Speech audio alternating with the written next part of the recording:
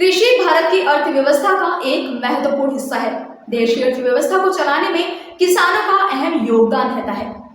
एक समय था जब देश की लगभग 80% आबादी अपनी रोजी रोटी चलाने के लिए खेती पर निर्भर थी, लेकिन समय के साथ लोग खेती को छोड़कर शहरों में नौकरी और व्यवसाय करने लगे।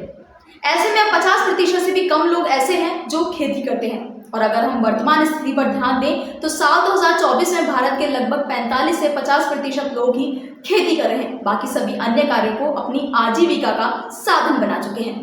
कारण खेती में होने वाला नुकसान, जिसके चलते किसानों को कोई खास लाभ नहीं मिल पाता है। कभी बेमौसम बारिश के कारण किसानों की फसल खराब हो जाती है, तो कभी बारिश कम होने के कारण, पर्याप्त पानी ना मिलने के कारण फसल खराब हो जाती है। और अगर कभी फसल ठीक ठाक हो भी जाए तो कई बार बाजार में उसका सही मोल नहीं मिल पाता है।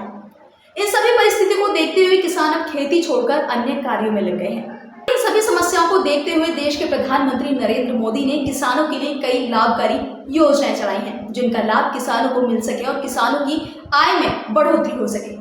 पीएम मोदी ने साल 2018 में किसानों के लिए प्रधानमंत्री किसान सम्मान निधि योजना की शुरुआत की, जिसके तहत किसानों को सालाना 6,000 रुपए की आर्थिक सहायता दी जाती है।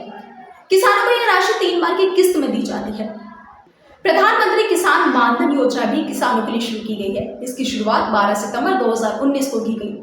इस योजना का उद्देश्य छोटे और सीमांत किसानों को पेंशन लाभ देना है। प्रधानमंत्री फसल बीमा योजना, यह योजना 13 जनवरी 2016 को शुरू की गई। इसके अलावा पीएम मोदी ने साल 2025 में किसानों के लिए प्रधानमंत्री कृषि धन धान्य योजना की शुरुआत की। यही नहीं, सरकार ने किसानों के लिए और भी कई लाभकारी योजनाएं शुरू की है।